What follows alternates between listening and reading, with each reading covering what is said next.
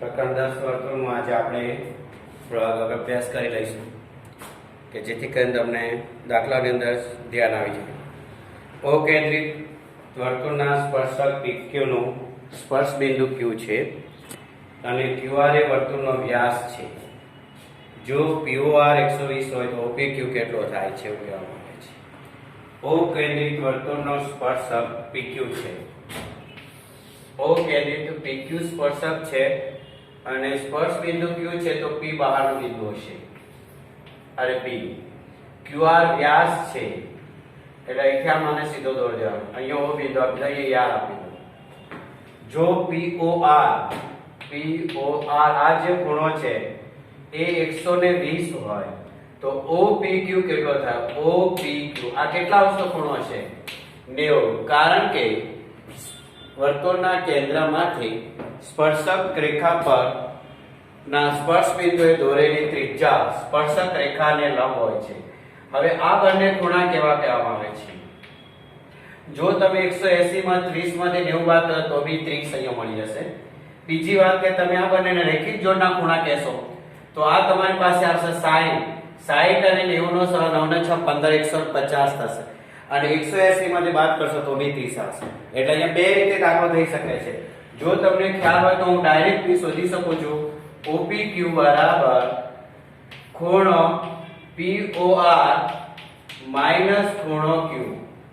કારણ કે ત્રિકોણ જે ખૂણા સાથે રેખિક જોડ બનાવે એટલે કે એ રેખિક જોડના ખૂણાને એ આપેલા ત્રિકોણનો બહિષ્કોણ કહેવામાં આવે છે। બરાબર છે? તો બહિષ્કોણ એટલે કે રેખિક જોડ ત્રિકોણના જે ખૂણા સાથે જે બિંદુ સાથે રેખિક જોડ બનાવતો હોય એ બિંદુ સિવાયના અથવા એક ખૂણા સિવાયના બાકીના બે ખૂણાને તે બહિષ્કોણના અંતઃસમૂહ કોણ કહેવામાં આવે છે। અને અંતઃસમૂહ કોણોનો સરવાળો બહિષ્કોણના માપ બરાબર થાય છે। એટલે જો હું એવું લખી શકું છું કે POR બરાબર ખૂણો P વત્તા ખૂણો Q માંથી લખી શકાય। એટલે મારે OPQ જોઈએ છે, આ જોઈએ છે તો 120 માંથી મારે 90 શું કરી દેવાનું?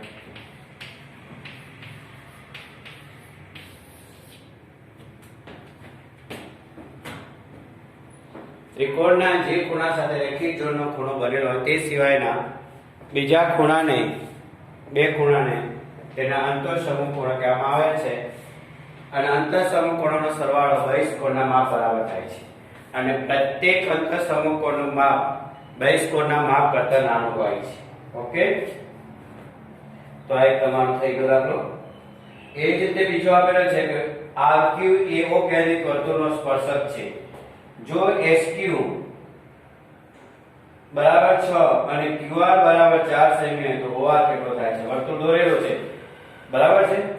અને એ વર્તુળ દોરેલો તમને ખ્યાલ આવી જશે। જો બરાબર છે, બે તમને વર્તુળ દોરીને આપી જરૂર છે। આ વ્યાસ છે બેટા, આ શું છે? વ્યાસ છે SQ અને R એનું બહારનું બિંદુ છે, O કેન્દ્રિત છે અને SQ નું માપ તમને આપી દીધેલું છે 6 સેમી બરાબર વ્યાસ માટે R બરાબર SQ/2 6/2 એટલે કેટલા સેન્ટીમીટર આવી જશે? અને QR તમને આપી દીધેલા છે 4 સેન્ટીમીટર। આ એ આ સ્પર્શક રેખા સાથે કેટલા અંશનો ખૂણો બનાવે છે? 90। આ શું છે? કાટકોણ ત્રિકોણનો કર્ણ। તો ત્રિકોણ OQR માં ખૂણો Q 90, OR કર્ણ છે। તો પાયથાગોરસના સિદ્ધાંત પ્રમાણે તમારે ચાલી જવાનું। OR² બરાબર OQ² વત્તા QR², 3 નો સ્ક્વેર વત્તા 4 નો સ્ક્વેર પૂર્ણ।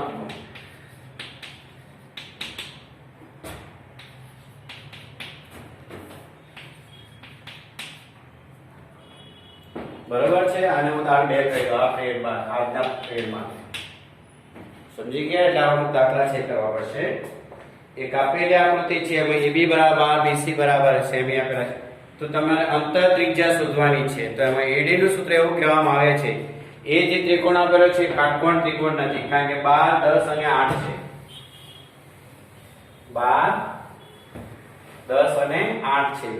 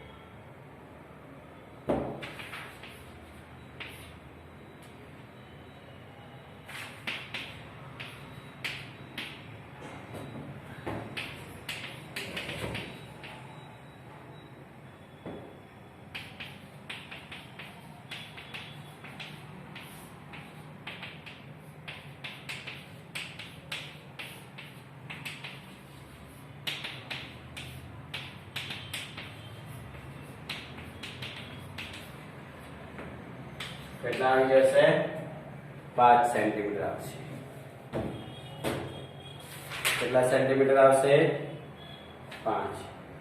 અને AD શોધવા જવું હોય તમારે કરવું પડશે, અહીં x ધારેલો ના x, તો 12 માંથી x બાદ કરો યાર તો મળશે 10 x, પછી હેરોન સૂત્ર ને બધું વાપરવા જવાનું. હા,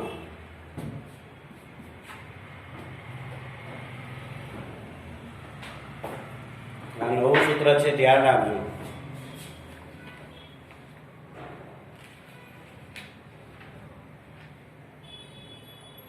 O કેન્દ્ર અને 9 સેમી ત્રિજ્યાવાળા વર્તુળના બહારના ભાગમાં O કેન્દ્ર અને 9 સેમી ત્રિજ્યા છે એવા વર્તુળના બહારના ભાગમાં બિંદુ A માંથી દોરેલો સ્પર્શક ચાકુ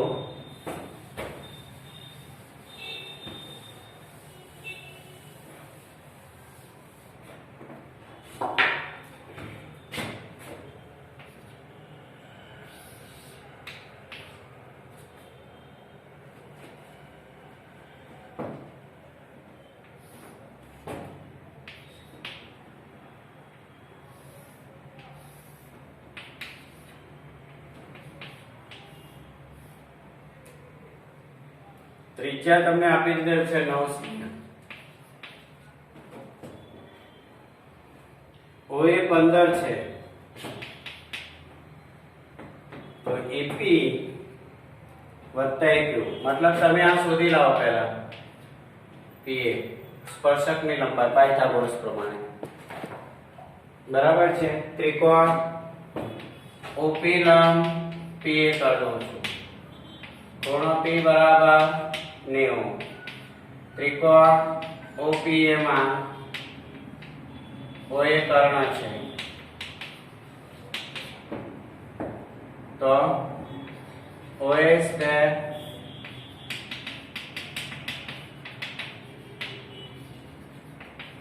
બરાબર OP સ્ક્વેર વત્તા PA સ્ક્વેર. 225 માઈનસ 81 બરાબર PA સ્ક્વેર.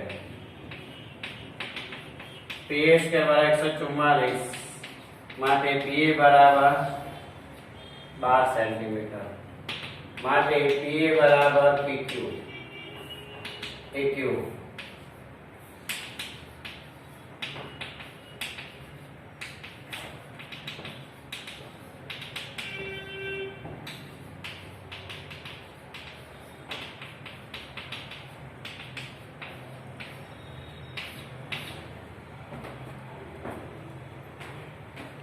કેટલા સેન્ટીમીટર આવશે? 24 સેન્ટીમીટર. 5 સેમી ત્રિજ્યાવાળા વર્તુળના એક દાખલે રહી ગયો છે આપણે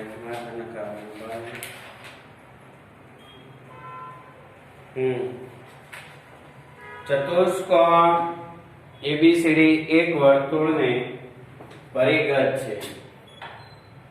ચતુષ્કોણ ABCD એક વર્તુળને પરિઘ છે. બરાબર છે. આપણે ગઈકાલે આવું એક સૂત્ર જોયેલું, એ તમે જોયું કે ચતુષ્કોણ પરિઘ હોય તો વર્તુળ અંતઃવૃત્ત થાય. બરાબર છે.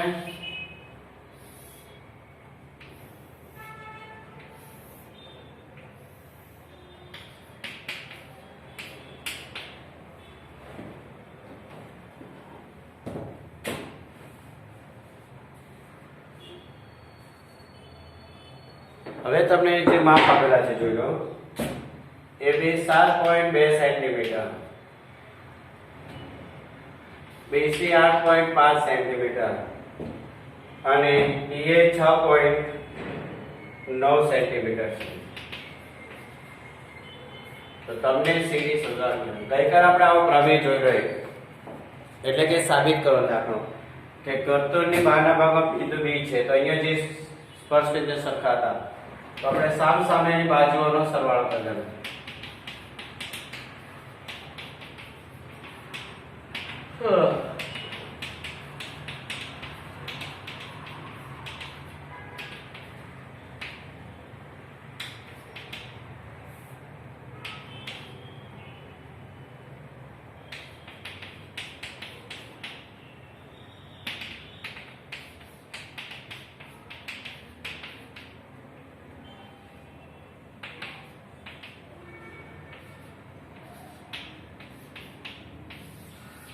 આવા દાખલા પૂછાતા હોય છે.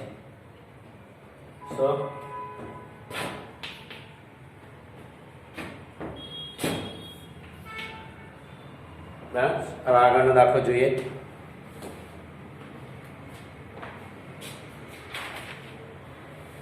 પાંચ સેમી ત્રિજ્યા વર્તુળનો વ્યાસ AB ના અંત્યબિંદુ એમાંથી વર્તુળનો સ્પર્શક XY દોરેલો છે. જોઈએ તો ખરા. 5 સેમી ત્રિજ્યા વર્તુળનો વ્યાસ AB,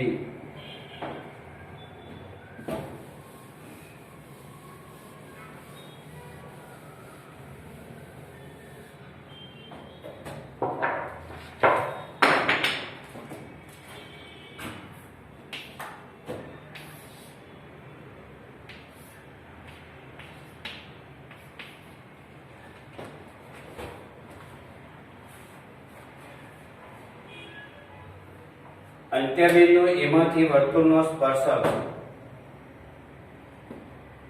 XY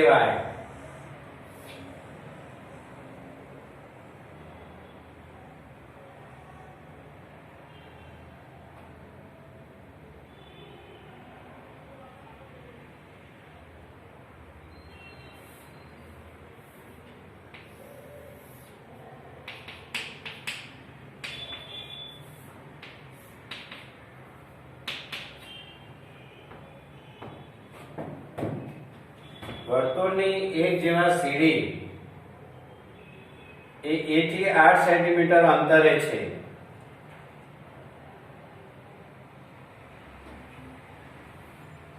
શું કહે છે? વર્તુળની એક જેવા CD A થી 8 સેન્ટીમીટર ના અંતરે છે અને XY ને સમાંતર છે, તો 8 એટલે આટલા આવે. આવી આકૃતિ થઈ તમારી. કારણ કે ત્રિજ્યા 5 હોય તો વ્યાસ તમારો જે છે ને 10 સેમી થશે અને આ 8 સેમી અંતર થશે. તો CD ની લંબાઈ કેટલી, એવો પ્રશ્ન પૂછો. લો, CD ની લંબાઈ કેટલી? 8 સેમી થાય. CD જીવા, હા, તો જીવાની લંબાઈ 8 સેન્ટીમીટર થાય. કારણ તમને કહી દઉં છું, જોઈ લો.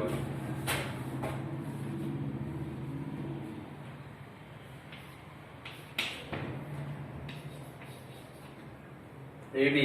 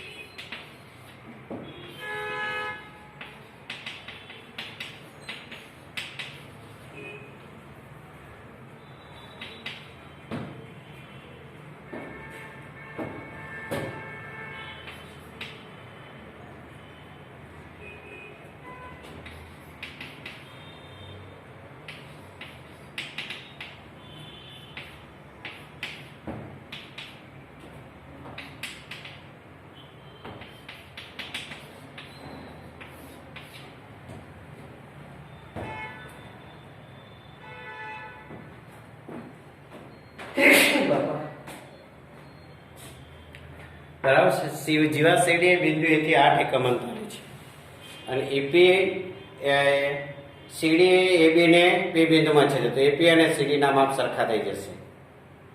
બરાબર, બંને માપ કેવા થશે? સરખા થશે.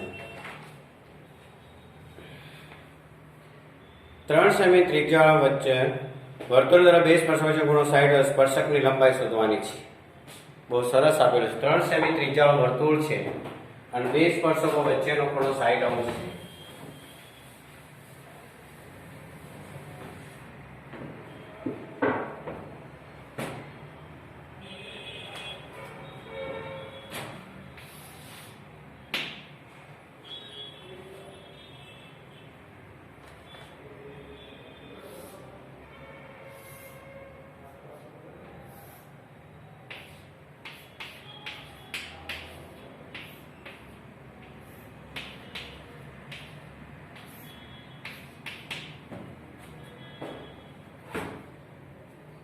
તો દરેક સ્પર્શકની લંબાઈ શોધવાની છે.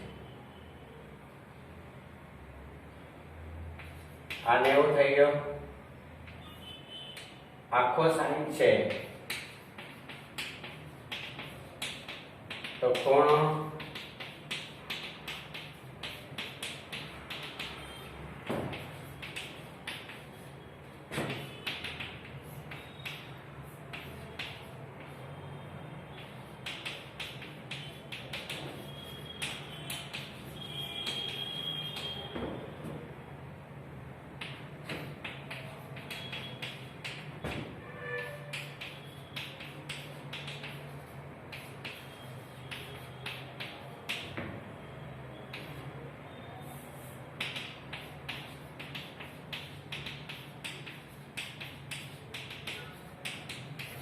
હવે આ જે ત્રિકોણ છે OAP એ કાટકોણ ત્રિકોણ છે. કયો છે? કાટકોણ ત્રિકોણ હોવાથી 30 અંશની સામેની બાજુનું માપ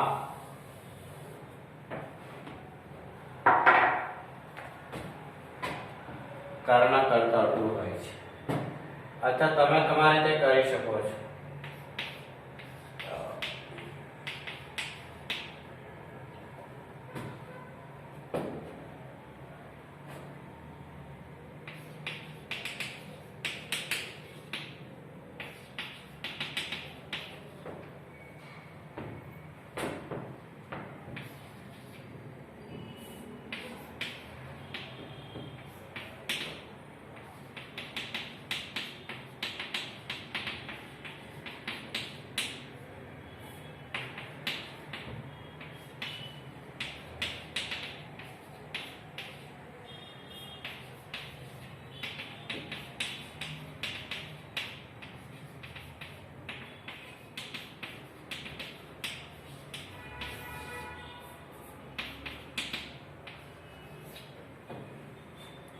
સ્પર્શકોની લંબાઈ 3√3 સેન્ટીમીટર આવશે.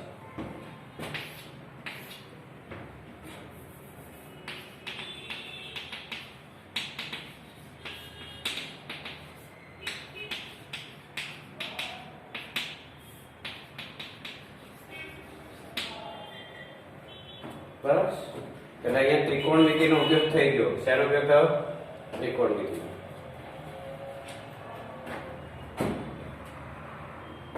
ત્રિકોણ ABC માં AB 90 છે, BC 12 છે, AB 5. અંતર કાટકોણ પાયથાગોરસ વાપરીને AC શોધી કાઢજો. જો વર્તુળની બે ત્રિજ્યાઓ વચ્ચેનો ખૂણો 130 હોય તો બંને ત્રિજ્યાના અંતર્બિંદુ ધરાવતા સ્પર્શકો વચ્ચેનો ખૂણો છે. ત્રિજ્યાઓ વચ્ચેનો ખૂણો કેટલો કીધેલો છે? 130.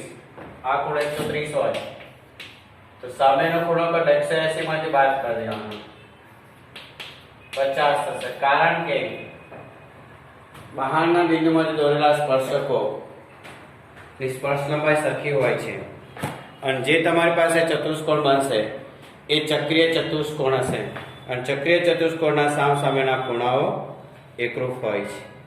કેવું હોય છે? એકરૂપ હોય છે. બે સમખંડી વર્તુળો ત્રિજ્યા 17, 15 છે. મોટા જો એ આવડી જશે. ઓકે, તે વર્તુળના દોરેલા બે સ્પર્શક AP અને AQ એ 92 પરસ્પર લંબ છે. બે ઓ કેન્દ્રિત વર્તુળને દોરેલા બે સ્પર્શકો AP અને AQ પરસ્પર લંબ છે, તો PQ એનો એ જે બિંદુ છે એ વર્તુળ પરનું કેવું હશે? તો દરેક સ્પર્શકની લંબાઈ 5 સેમી, તો વર્તુળની ત્રિજ્યા કેટલી થશે? 10મો નંબર છે, બરાબર છે. એટલે તમારું ઉદાહરણ 5 થશે, બરાબર છે. EP અને AQ પરસ્પર લંબ છે.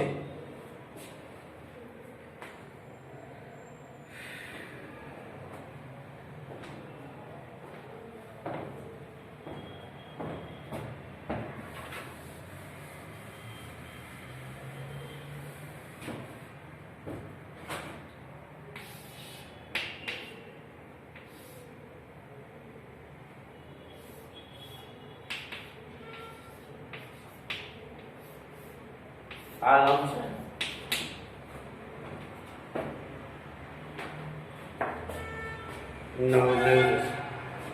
એપી અને AQ પરસ્પર લંબ છે અને દરેક સ્પર્શકની લંબાઈ 5 સેમી છે, તો વર્તુળની ત્રિજ્યા 5 સેમી થશે. તમને કહી દઉં છું, આ 90 છે, સામે લો. આ 5 cm છે, આ 5 cm છે. વર્તુળના સામસામેના ખૂણા પૂરક હોય છે, તો આ ખૂણો 90 થયો અને આ સ્પર્શકોના ખૂણા પણ 90 છે. આ ચતુષ્કોણ OPAQ ચોરસ છે, માટે કારણ કે દરેક આ 90 છે, દરેક ખૂણાના માપ સમાન હોવાથી APQ ના દરેક ખૂણાના માપ 90 હોવાથી આપેલ ચતુષ્કોણ કેવો બની જશે? ચોરસ છે. માટે દરેક બાજુના માપ 5 સેન્ટીમીટર થાય. એટલે કે વર્તુળની ત્રિજ્યા બરાબર 5 સેન્ટીમીટર. બરાબર. કાટકોણ ત્રિકોણ હોય, કેન્દ્ર વચ્ચેનું અંતર આપી દીધેલું હોય. બે વર્તુળના કેન્દ્રો O અને O' છે. બે વર્તુળના કેન્દ્રો O અને O' છે, બંને વર્તુળ અલગ અલગ છે. તેમની ત્રિજ્યા 7 અને 10 છે. એટલે મોટું વર્તુળ 10 છે, નાનું વર્તુળ 10. તેમના કેન્દ્રો વચ્ચેનું અંતર 12 સેન્ટીમીટર છે. તો આ વર્તુળો કેટલા બિંદુઓમાં છેદે? બંને વચ્ચેનું અંતર 12 સેન્ટીમીટર છે, તો વર્તુળો કેટલા બિંદુઓમાં છેદે? 2 બિંદુઓમાં છેદતા હશે.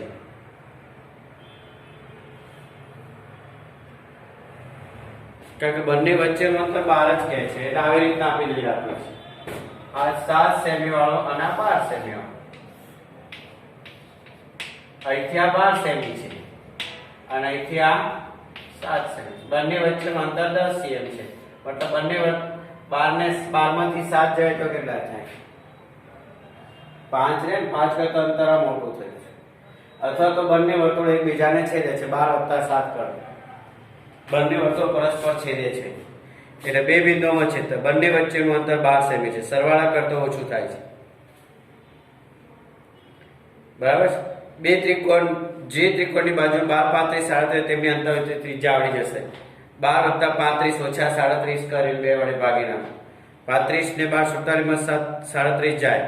10 / 2 5 અને અંતર્વૃત્તની ત્રિજ્યા 12, 35 અને 37 એ કાટકોણ ત્રિકોણ ધરાવતી બાજુના માપ છે.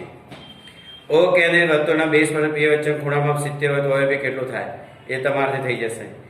એક ચતુષ્કોણ PQRS માં અંતર્ગત છે, તો SP ની લંબાઈ શોધવાની. હમણાં જે કર્યો છે એ પ્રમાણે બે સમકેન્દ્રી વર્તુળ, તો નાના વર્તુળને સ્પર્શતી જીવાની લંબાઈ શોધી. જીવાવાળા દાખલા આવડી જશે તમને, બરાબર છે. પછી વ્યાખ્યાઓ. ઓછામાં બે વર્તુળને ઓછામાં ઓછા એક સામાન્ય સ્પર્શક હોય. બે વર્તુળોને ઓછામાં ઓછા 2 સામાન્ય સ્પર્શક હોય, ખોટું છે, બરાબર. ઓછામાં ઓછા વધુ થાય છે, બરાબર. એટલે વધારે થઈ શકે, એટલે આપણે વધુ આપ્યો તો સાચું આપી દીધા, એટલે ખોટું વિધાન. બે વર્તુળના કેન્દ્ર O અને O' છે, તેમની ત્રિજ્યાઓ 7 અને 9 છે. O' 20 સેમી હોય તો બે વર્તુળો 4 સ્પર્શકો દોરી શકાય. જો બંનેનો સરવાળો 20 છે, 9 ને 7 16 કરતા 20 વધારે છે એટલે બંને વર્તુળો એકબીજાને છેદશે નહીં. છેદશે નહીં તો એક કરતા વધારે સ્પર્શકો દોરી શકાય, 4 સ્પર્શક દોરી શકાશે. કારણ કે બંને જો પેલામાં શું હતો 12 ને 7 19 કરતા 10 નાના છે, અંતર d નાનું હોય તો બંને વર્તુળો એકબીજાને છેદે અને બંને વચ્ચેનું અંતર સરવાળા કરતા વધારે હોય તો બંને વર્તુળો ન છેદે એકબીજાને દૂર હશે એટલે 4 સ્પર્શક દોરી શકાય છે. આપણે આગળના પિરિયડોની અંદર આ વાત આપણે કરી ગયેલા છીએ.